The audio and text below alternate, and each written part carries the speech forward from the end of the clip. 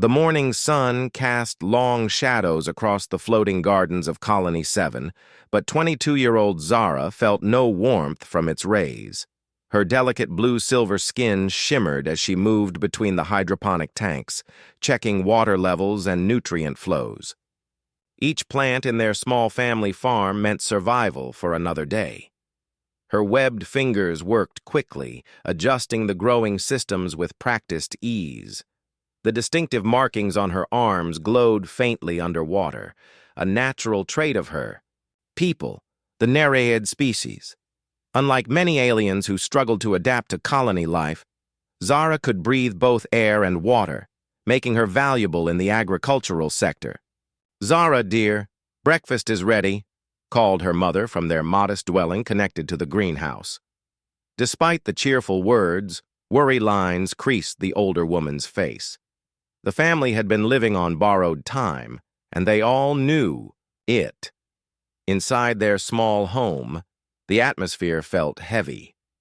Her father sat in his floating chair, the neural degenerative disease making his movements slow and uncertain. The medical equipment beside him hummed quietly, a constant reminder of their growing expenses. Two younger siblings, barely teenagers, tried to maintain normal conversation, but their eyes showed the same fear that lived in all their hearts. "The new medicine is working better," her father said weakly, though his trembling hands told a different story. The specialized treatments for his condition cost more than their entire farm produced in a month. Every injection, every therapy session, every hospital visit pushed them deeper into impossible debt. Zara forced a smile as she sat down to their simple meal of algae bread and synthetic proteins.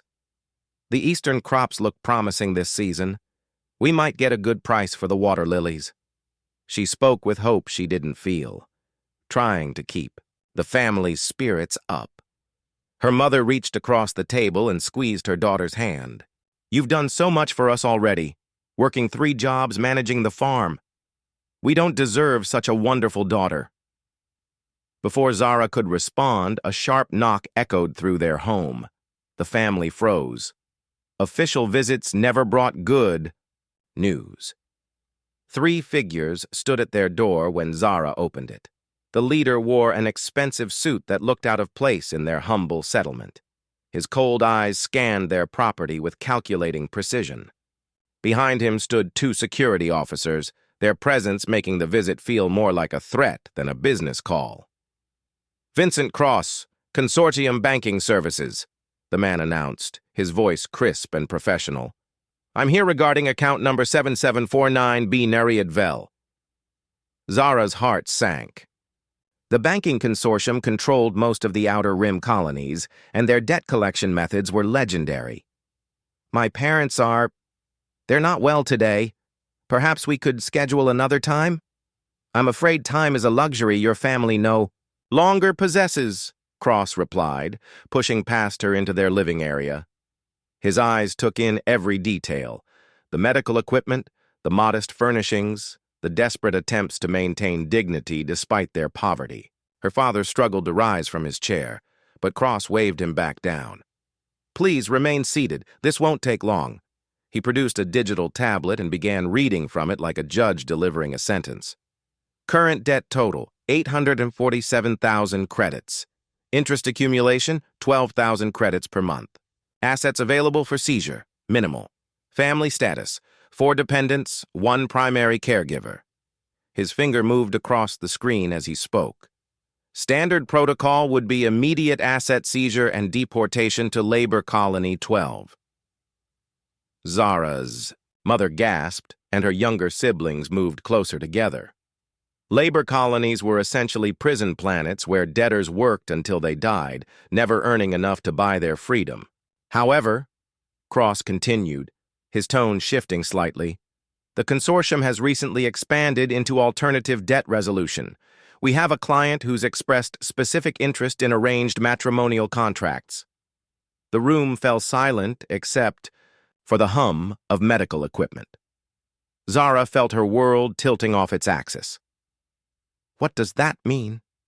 Cross pulled up another screen on his tablet. A mining executive from the inner systems requires a bride from an aquatic species for his business ventures.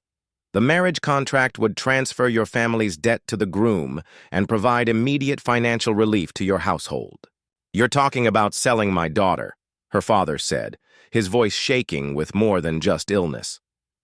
"I'm talking about a legal marriage contract that benefits everyone involved," Cross corrected smoothly.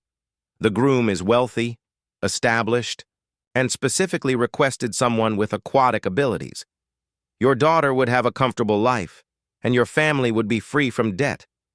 Zara found her voice. "What if I refuse?" Cross's expression didn't change, but his meaning was clear. "Then we proceed with standard collection protocols. Your father's medical treatments would cease immediately. This property would be seized within 48 hours.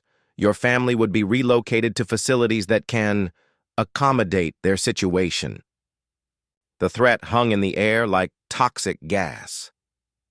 Zara looked at her parents, seeing 25 years of love and sacrifice reflected in their faces. Her siblings, still children, didn't fully understand what was happening, but they sensed the danger. "Tell me about this person," she said quietly. Cross seemed pleased by her practical response. "Kai Thornwick, owner of Thornwick Enterprises, very successful in the underwater mining sector. Based on Titan's Edge, a water world that should suit your biological needs." He made her species sound like a commodity. "Has he done this before? Married strangers?" "The client has had several previous arrangements, all perfectly legal and properly documented." Cross didn't mention that the previous brides had mysteriously disappeared from public records. Zara closed her eyes, feeling tears threatening to fall. Her species' tears crystallized when they hit air, becoming small, valuable gems. She'd learned early in life to control her crying, knowing that others saw her emotions as literally precious. "How long do I have to decide?" "The transport leaves for Titan's Edge in 3 days. If you choose to accept, you'd need to be prepared by then." Cross's fingers moved across his tablet. "Of course, if you need more time to consider, I could always process the alternative collection methods." "No," Zara said quickly. "I understand." Her mother started to protest, but Zara shook her head. There was no real choice here. The math was simple and cruel. One person's freedom for 4 people's lives. "I need the contract details," she said, surprised by how steady her voice sounded. Cross smiled for the first time since arriving. "Excellent. You'll find the terms quite generous. Full debt transfer, living allowances for your family, and a comfortable settlement for yourself on Titan's Edge." He handed her a data chip. "Review everything carefully. I'll return tomorrow for your signature." As the 3 men left, the family sat in stunned silence. Zara stared at the data chip in her hand, feeling its weight like a chain around her neck. That night, she read every line of the contract while her family slept. The legal language was complex, but the reality was simple. She would become property, transferred from one owner to another. The groom had paid for a wife with specific biological traits, and she fit the requirements perfectly. She walked out to their floating garden and sat by the water's edge, letting her feet dangle in the cool liquid. For the first time in months, she allowed herself to cry freely. Each tear that fell crystallized into a small blue gem that sank into the water below. By morning, her decision was made and her tears had stopped. The next day, Vincent Cross returned with his security escort. Zara had dressed in her best clothes, a simple blue dress that complemented her natural coloring.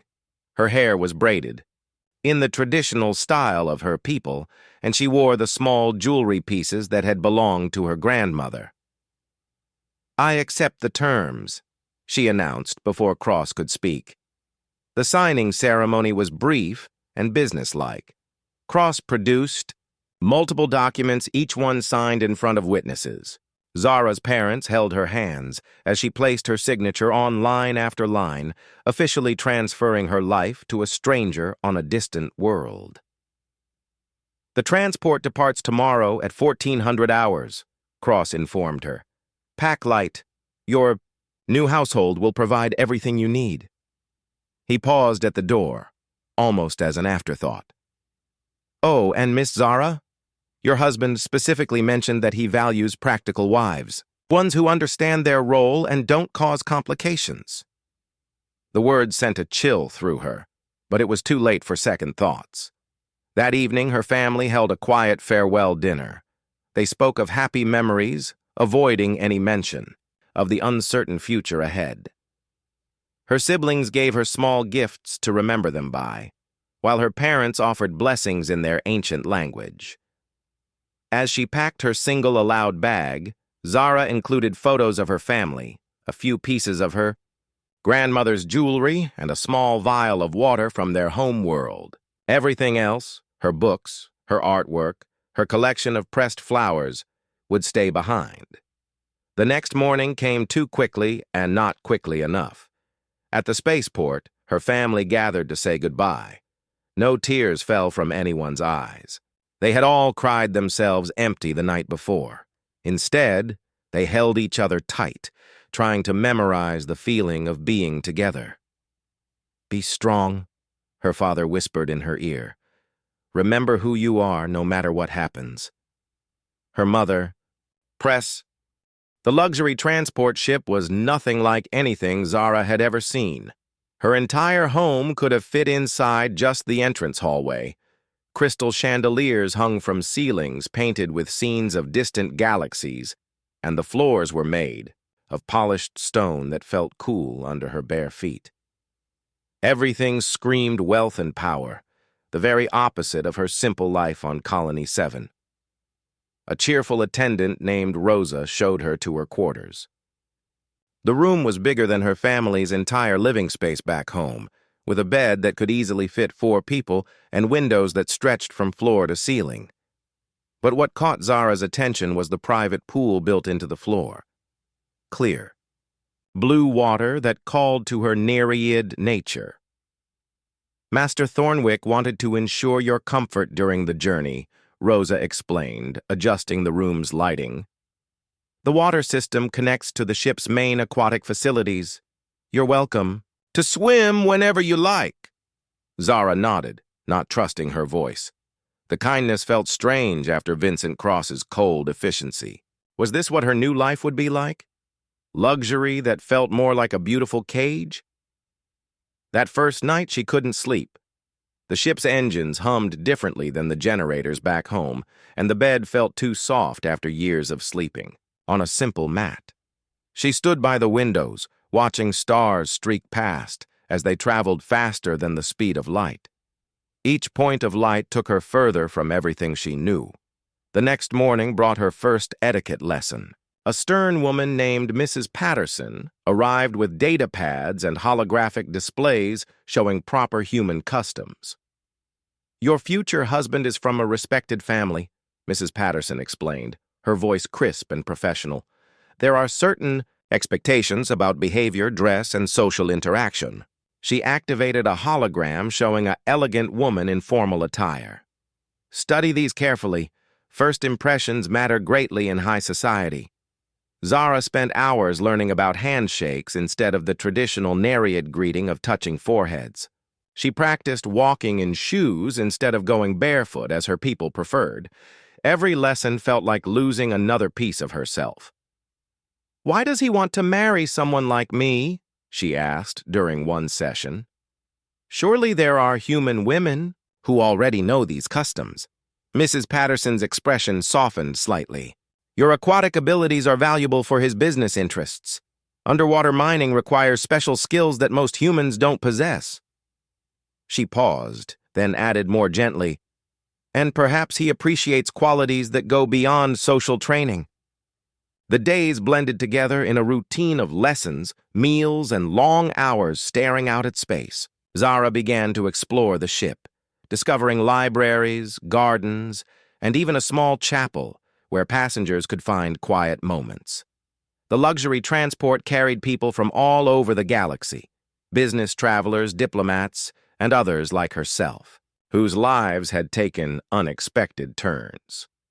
It was in the ship's central garden that she met Elena, an elderly woman from the Centauri system. Elena had silver-blue skin and kind eyes that seemed to see right through people's masks. She was tending to a small flowering plant when Zara approached. "Beautiful, isn't it?" Elena said, not looking up from her work. "I grew this from seeds from my home world. Sometimes we need reminders of where we came from, especially when we're traveling to unknown places." Zara sat beside her on the garden bench. "Are you going somewhere new too?" Elena smiled sadly. "At my age, every journey is new. I'm traveling to meet my great-granddaughter on Titan's Edge. She married into a mining family there." She looked at Zara with those knowing eyes. "And you? You have the look of someone carrying a heavy burden." For the first time since leaving home, Zara felt like she could be honest. "I'm getting married to someone I've never met. It's complicated." "Ah," Elena nodded. "Arranged marriages. They're more common than people like to admit, especially in the outer colonies." She continued working with her plant as she spoke. "I had one myself, many years ago. Thought my life was over before it began." "How did it turn out?" Elena's hands stilled. "Terrible at first. He was cold, demanding, treated me like decoration for his business meetings." She looked up at Zara. "But people can surprise you, child. It took years, but we learned to respect each other, then to care, eventually to love. Not the romantic love of stories, but something deeper. Partnership. What if he's cruel? What if he only sees me as a tool for his business? Then you find ways to protect yourself while building your own strength," Elena said firmly. "Marriage is a contract, but your spirit belongs to you alone. Never forget that." They met every day after that, Elena sharing stories of her long life, while Zara talked about her family and fears about the future. The older woman taught her small tricks, how to read people's intentions, how to maintain dignity even in difficult situations, how to find moments of peace in chaos.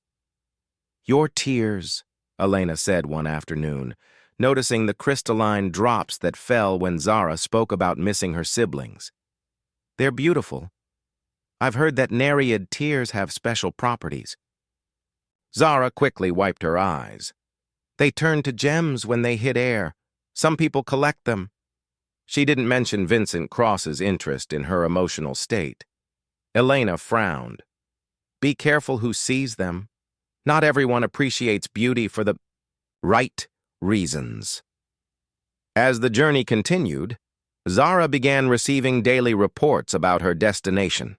Titan's Edge was a world of endless oceans, with floating cities and underwater settlements. The planet was rich in rare minerals that could only be extracted from deep ocean floors. Most of the population lived on artificial islands or in domed underwater cities. The information feeds showed images of Thornwick Enterprises, massive, underwater facilities that looked more like research stations than mining operations. The company employed thousands of people from dozens of species, all working together in the planet's vast seas. It looked impressive, but also overwhelming. "Master Thornwick is very successful," Mrs. Patterson explained during one briefing. "He's revolutionized underwater mining techniques. His operations are considered the safest and most efficient in the sector." She paused, accessing more data. "He's also quite private. Very few interviews or public appearances." "What about his previous marriages?" Zara asked. Mrs. Patterson's expression became carefully neutral. "There have been several business arrangements, all concluded amicably when circumstances changed." Her tone suggested she wouldn't say more on the topic. That night, Zara couldn't shake the feeling that important information was being withheld. She used the room's computer system to research her future husband, but found very little personal information. Kai Thornwick appeared in business reports and mining industry news, but there were no family photos, no social events, no glimpse of the man behind the corporate image. What she did find worried her.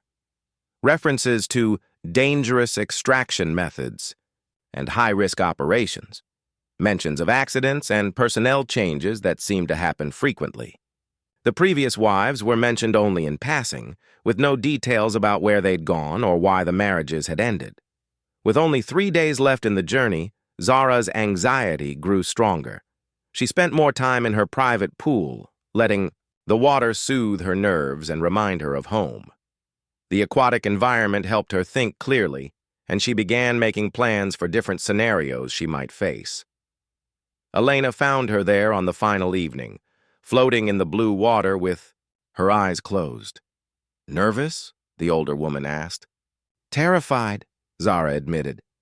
"What if I can't do this? What if I'm not strong enough?" Elena sat on the pool's edge, letting her feet dangle in the water. Strength isn't about not being afraid. It's about doing what needs to be done despite the fear. She reached into her pocket and pulled out a small seed. "For you. Plant it when you find a place that feels like home again." Zara took the seed, feeling its promise of future growth. "Thank you. For everything. Remember what I taught you about reading people. Trust your instincts. And never let anyone convince you that you're worth less than you are." The next morning, Zara woke to find the ship slowing down. Through her window, she could see Titan's edge growing larger, a blue marble covered in swirling clouds and vast oceans. Floating platforms dotted the surface like scattered jewels connected by transport, tubes, and shipping lanes. As they approached the orbital station, Mrs. Patterson arrived with Zara's final outfit, an elegant dress in deep ocean blue that complemented her natural coloring. The fabric felt expensive and foreign against her skin. "Remember everything. We practiced," Mrs. Patterson said, but her voice was kinder now. "You're stronger than you know." The ship docked with a gentle bump. Through the corridors, Zara could hear other passengers preparing to disembark. Her single bag felt light in. Her hand, everything she owned in the universe fitting into one small space. At the airlock, Rosa handed her a small package. "From your family. It arrived in the last communication burst." Zara's hands shook as she opened it. Inside was a recording crystal and a note in her mother's handwriting. "For courage when you need it most. We love you always." Elena appeared beside her as the airlock opened. "Time to discover what fate has in store," she said gently. The orbital station around Titan's edge buzzed with activity.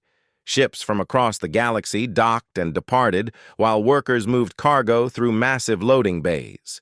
The smell of recycled air mixed with exotic spices from different worlds created an atmosphere unlike anything Zara had experienced. Her elegant blue dress felt out of place among the practical work clothes worn by most people around her. A young station worker approached her with a friendly smile. "Miss Zara, I'm Tony from Thornwick Enterprises. I'm here to escort you to the meeting hall." He seemed genuinely pleased to see her, which was refreshing after days of formal politeness, aboard the transport ship. As they walked through the station's corridors, Tony chatted easily about life on Titan's Edge. "You're going to love it here. The underwater cities are amazing, and the work Mr. Thornwick does is really something special. He's not like other corporate types, actually cares about the planet and the people." Zara listened carefully, trying to read between the lines. Tony's enthusiasm seemed genuine, not the rehearsed politeness of paid staff. But she remembered Elena's advice about trusting her instincts and staying alert. The meeting hall was smaller than she'd expected, an elegant room with floor-to-ceiling windows showing the blue planet below. Soft music played in the background, and someone had arranged fresh flowers around the space. It felt more like a garden than a business meeting room. "He'll be here shortly," Tony said. "Can I get you anything? Water? Something to eat? The gravity here is lighter than Colony 7, so some people feel a bit dizzy at first." Before Zara could answer, she heard footsteps in the corridor. Her heart started racing, and she felt the familiar tingling behind her eyes that meant tears were coming. She took deep breaths, trying to control her emotions. This was the moment. That would define the rest of her life. The door opened, and Zara prepared herself to meet the cold businessman from Vincent Cross's descriptions. Instead, a man entered who looked nothing like what she'd expected. He was tall but not intimidating, with brown hair that looked like he'd been running his hands through it, and clothes that were expensive but practical. Most surprising were his eyes, warm and concerned, not the calculating stare she'd feared. But what really caught her attention were his hands. They were scarred from real work, not the soft hands of someone who only signed papers and counted money. These were the hands of a person who built things, fixed things, worked alongside his employees rather than just giving orders from an office. He stopped a few feet away from her, not crowding her space, and spoke in a voice that was gentle but clearly nervous. "Miss Zara, I'm Kai Thornwick. I want to apologize for the circumstances that brought you here. This isn't how I wanted our first meeting to happen." Zara blinked in surprise. He was speaking her language, not the common galactic tongue, but the actual Nereid dialect from her home world. His accent was a bit clumsy, like someone who'd learned from recordings rather than conversation, but the effort itself meant something. "You speak my language," she said, forgetting her prepared greeting. A slight smile crossed his face. "I've been studying it for months. I thought, well, I hoped it might make things a little easier for you, being so far from home and all."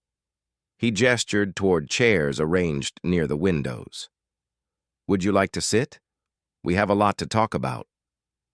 As they settled into the comfortable chairs, Zara found herself studying his face. There was kindness there, but also sadness and something that looked like guilt. This wasn't the man Vincent Cross had described at all.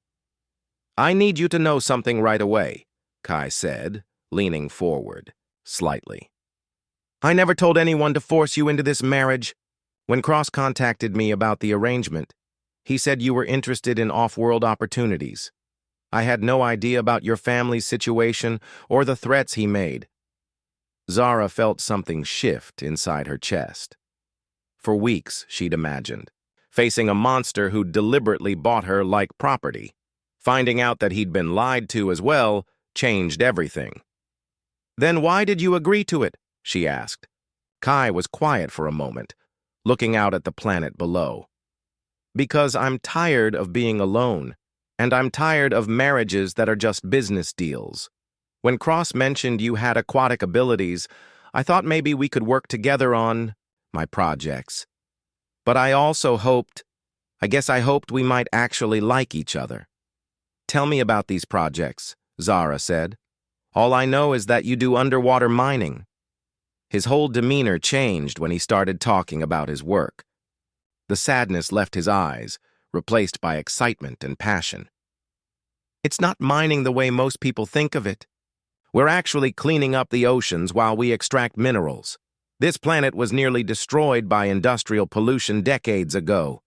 We use special techniques to remove contamination while harvesting valuable materials." He activated a holographic display that showed underwater scenes of incredible beauty. Coral gardens growing around mining equipment, schools of fish swimming through carefully designed facilities, and clear water where there had once been toxic waste. "Every operation we do makes the water cleaner than when we started. We're not just taking from this world, we're healing it." He looked at her hopefully. "With your natural abilities, you could help us reach areas that are too dangerous for humans. But only if you want to.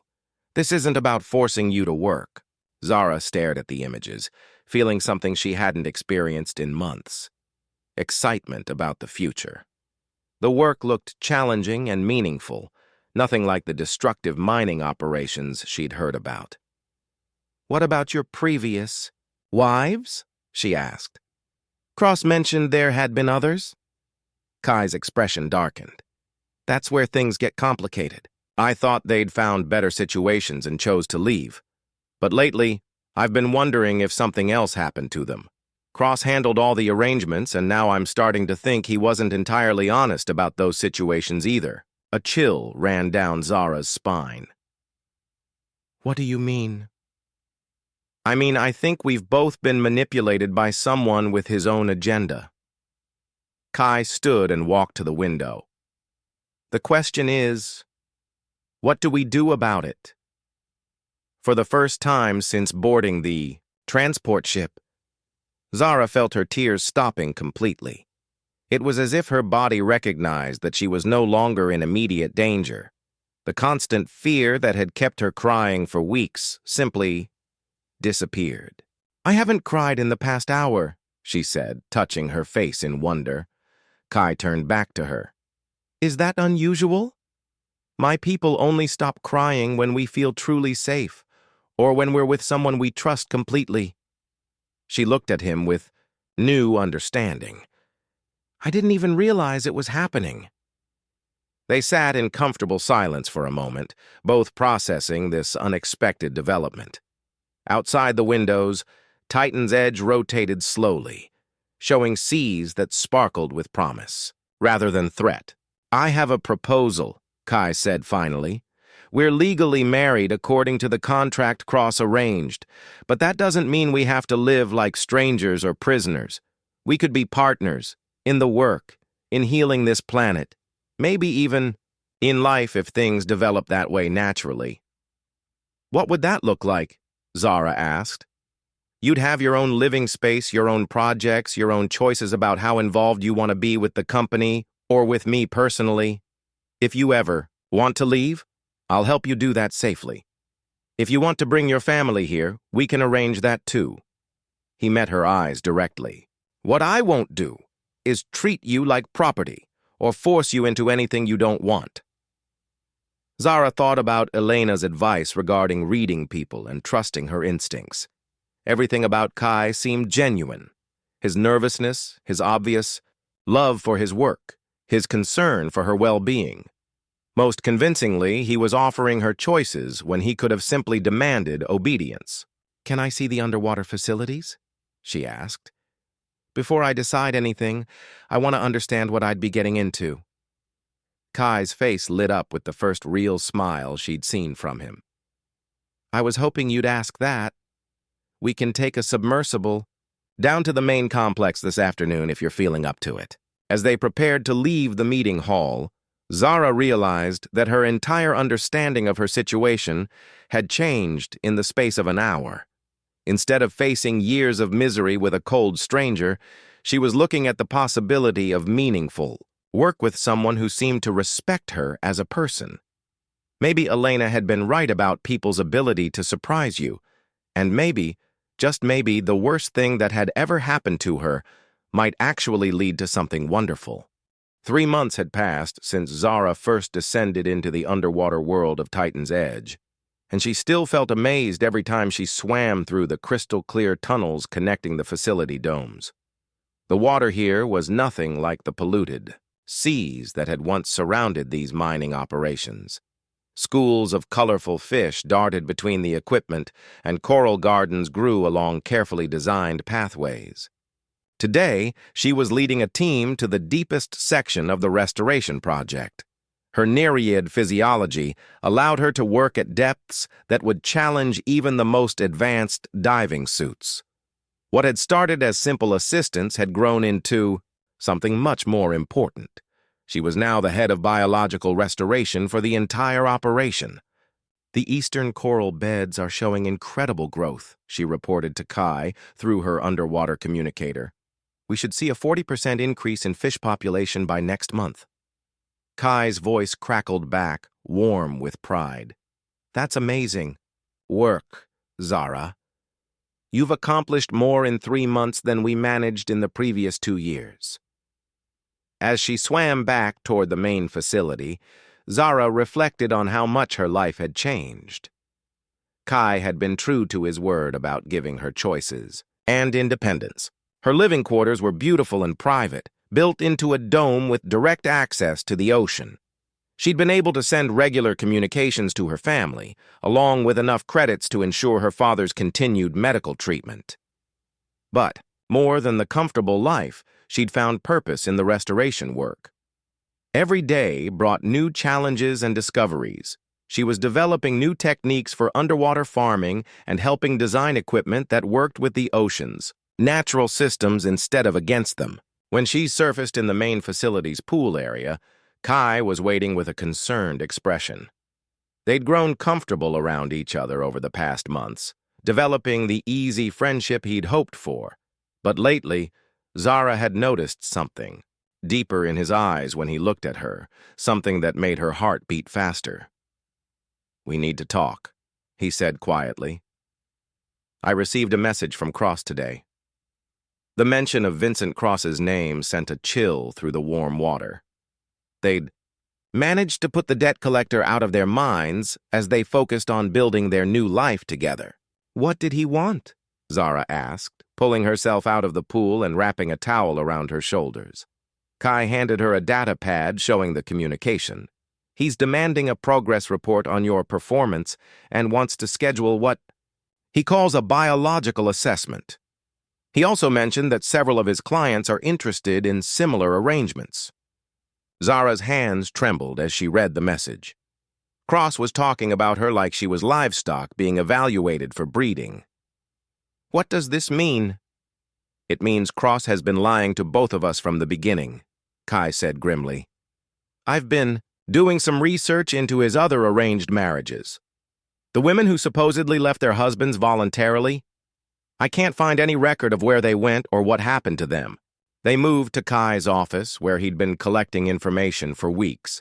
The evidence painted a disturbing picture.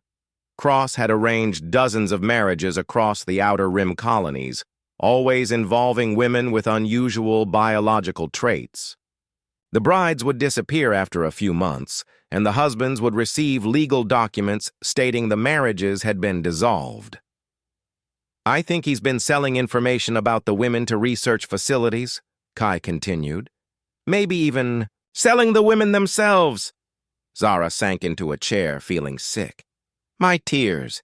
He was always interested in my tears. Nereid crystalline tears are worth a fortune on the black market, Kai confirmed. But it's more than that. I think he's been collecting biological data on different species for illegal genetic research. The scope of Cross's operation was terrifying. How many women had suffered because of his schemes? How many families had been destroyed? What do we do? Zara asked. Kai sat beside her, his expression determined. We fight back. But I can't do it alone. Are you willing to help me stop him? Over the next several weeks, they worked together to build a case against Cross. Zara used her position in the restoration project to make contact with other colonies, searching for women who'd been forced into similar arrangements.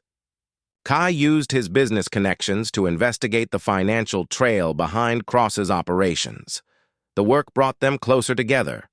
They spent long hours in Kai's office, sharing meals and stories while they pieced together evidence. Zara learned about Kai's childhood on a mining station, how he'd developed his passion for environmental restoration after seeing his home world destroyed by corporate greed.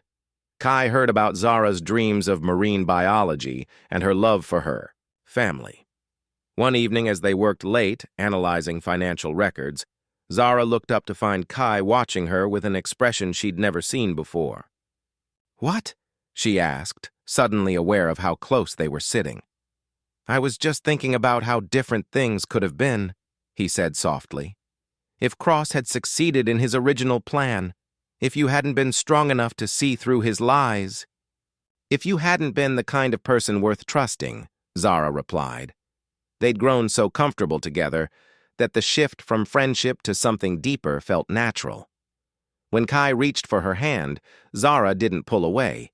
When he asked if he could kiss her, she said yes. Their first kiss was gentle and sweet, nothing like the cold business arrangement Cross had planned. For the first time since leaving her homeworld, Zara felt tears of happiness forming in her eyes. But these tears were different. They sparkled with joy instead of sorrow. "I love you," Kai whispered against her forehead.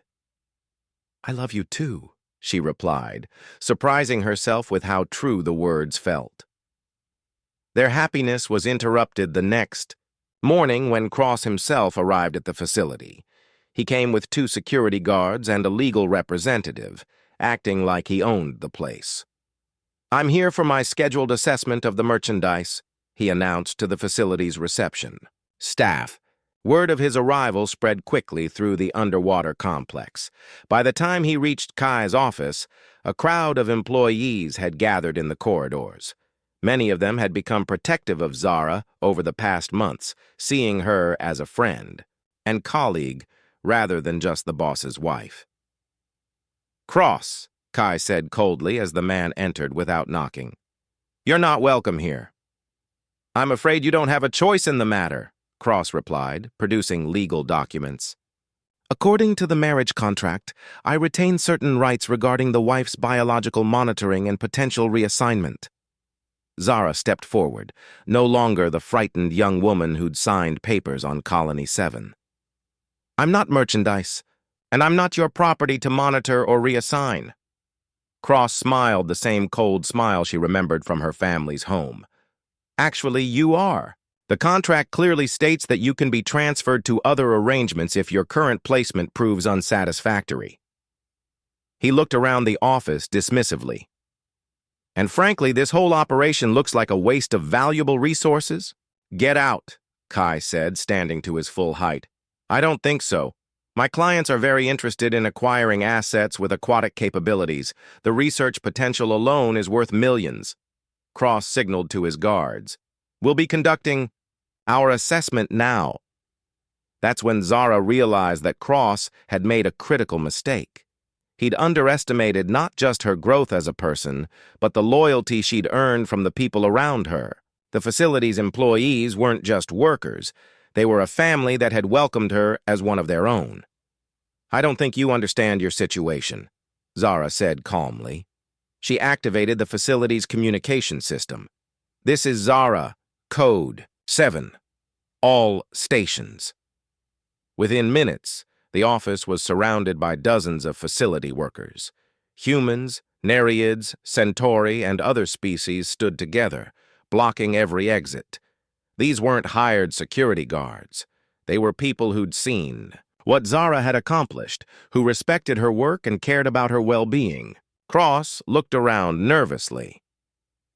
"You can't interfere with legal business arrangements." "Actually, we can," said Dr. Helena, the facility's chief medical officer, stepping forward with her own data pad. "Especially when those arrangements involve illegal trafficking and fraud." She handed Cross a document. "That's a warrant for your arrest, issued by the Interplanetary Justice Authority. We've been working with them for weeks." As Cross read the warrant, his face went pale. Behind him, his guards were quietly surrendering their weapons to facility security. "You have no proof of any wrongdoing," Cross protested. "We have testimony from 12 women across 6 colonies," Zara said. "We have financial records showing payments to illegal research facilities, and we have recordings of you threatening my family and lying about the terms of my arrangement." Kai stepped beside her, taking her hand. "Most importantly, we have each other, and we're not going to let you hurt anyone else." As the authorities led Cross away, Zara felt the last of her fears dissolving. She was no longer a victim of circumstances beyond her control. She was a partner in the fight for justice, surrounded by people who cared about her, in love with someone who respected her completely. The battle wasn't over. There would be trials and investigations and more women to help. But for the first time since leaving Colony 7, Zara felt truly free. 6 months after Vincent Cross's arrest, the courtroom on Central Station buzzed with activity. Representatives from dozens of colonies had gathered to witness the trial that would determine the fate of one of the galaxy's most notorious trafficking operations. Zara sat in the witness section, wearing a simple blue dress that reminded her of the ocean she'd grown to love. Beside her, Kai squeezed her hand gently. "You ready for this?" She nodded, though her heart was racing. Today, she would testify, against Cross, helping to ensure he could never hurt another family the way he'd hurt hers. Over the past months, they'd located 17 other women who'd been victims of his schemes. Some had been rescued from research facilities, others found working in terrible conditions on mining stations, and a few had simply vanished without a trace. "The prosecution calls Zara Velani to the stand," announced the court clerk. As she walked to the witness chair, Zara felt the eyes of everyone in the courtroom on her. But she wasn't the frightened young woman who'd left Colony 7 anymore. She was someone who'd found her strength, her purpose, and her voice. The prosecutor, a kind woman named District Attorney Chen, began with gentle questions about Zara's background and family situation. As Zara described her father's illness and their financial desperation, several jury members leaned forward with sympathy. "And what did Mr. Cross tell you about your future husband?" Attorney Chen asked. "He said that Kai was wealthy and that I would be comfortable," Zara replied. "But he also implied that I was expendable, that my husband valued practical wives who didn't cause problems." "Did he mention anything about your biological characteristics?" Zara's voice grew stronger. "He was very interested in my tears. Nereid tears crystallize when they hit air, and they're valuable on certain markets. He made several comments about my emotional productivity." Across the courtroom, Cross sat with his defense team, no longer the intimidating figure who'd threatened her family. He looked ordinary and small, just another criminal facing justice. When Cross's lawyer cross-examined her, he tried to suggest that Zara had benefited from the arrangement and had no right to complain. "Isn't it true that you're now living in luxury?" the defense attorney asked. "That your family's debts have been paid and your father receives the best medical care?" "Yes," Zara admitted, "but not because of anything Cross did. Kai chose to honor commitments that Cross made without his knowledge. The contract Cross presented was based on lies and fraud." "But you did marry Mr. Thornwick voluntarily?" Zara looked directly at the jury. "I signed papers to save my family from being sent to a labor colony. That's not the same as volunteering." The testimony continued for hours, with Zara describing Cross's threats, his interest in her biological traits, and the fear that had dominated her life until she met Kai. When she finally stepped down from the witness stand, she felt like a weight had been lifted from her shoulders. The trial lasted 3 more days, with testimony from other victims, financial experts, and law enforcement officials. The evidence against Cross was overwhelming. He'd operated a trafficking network that spanned multiple star systems, using forced marriages as a cover for selling women to research facilities and illegal labor operations. When the jury returned with their verdict, the entire courtroom held its breath. Guilty on all counts. Zara felt tears of relief flowing down her cheeks, crystallizing into small blue gems that caught the courtroom's lights. But these weren't tears of sorrow, they were tears of justice and hope for the future. Outside the courthouse, reporters gathered around Zara and Kai. They'd become symbols of hope for trafficking victims across the galaxy, showing that it was possible to fight back against seemingly impossible odds. "What's next for you both?" asked a journalist from the Galactic News Network. Kai answered first. "We're expanding our rescue operations. We want to help other victims rebuild their lives and find their own paths to freedom. And we're getting married," Zara added with a smile. "For real this time. A ceremony of our own choosing, with our families present." The reporter looked confused. "But aren't you already married?" "We had a legal contract," Zara explained. "Now we want a celebration of love." 3 months later, on a floating platform above the cleanest seas of Titan's Edge, Zara and Kai held their true wedding ceremony. The platform was decorated with flowers from both their worlds, and the guest list included not just their families and friends, but many of the women they'd helped rescue from Cross's network. Elena, Zara's mentor from the transport ship, had traveled all the way from the Centauri system to attend. She presented Zara with a necklace made from seeds of different worlds, a symbol of growth and new beginnings. "You've become everything I knew you could be," Elena whispered as she hugged her. Zara's family had been brought to Titan's Edge the month before. Her father's health had improved dramatically with access to advanced medical care, and her younger siblings were thriving in the colony's excellent schools. Her mother had cried tears of joy when she saw how happy and confident her daughter had become. "I never imagined this was possible," her mother said as they prepared for the ceremony. "When you left, I thought we were losing you forever. Instead, you found a way to bring us all together." The ceremony itself was beautiful in its simplicity. Zara wore a dress that flowed like water, embedded with small crystals made from her own tears of happiness. Kai wore traditional Nereid ceremonial colors, showing his respect for her culture and heritage. As they exchanged vows they'd written themselves, the setting sun painted the sky in shades of blue and silver that matched Zara's natural coloring. She promised to be his partner in healing the galaxy's wounded places, while he vowed to support her dreams and never take her freedom for granted. "I love you not because a contract says I should," Kai said, "but because you've shown me what it means to be truly brave." "I love you because you saw a person where others saw property," Zara replied. "Because you gave me choices when I thought I had none." When they kissed as husband and wife by choice rather than obligation, Zara's tears fell like crystal rain, each one catching the light and sparkling with pure joy. The celebration continued long into the night, with music and dancing from a dozen different cultures. The other rescued women shared their own stories of recovery and new beginnings. Some had found love, others had discovered careers they'd never dreamed possible, and all had regained their sense of self-worth.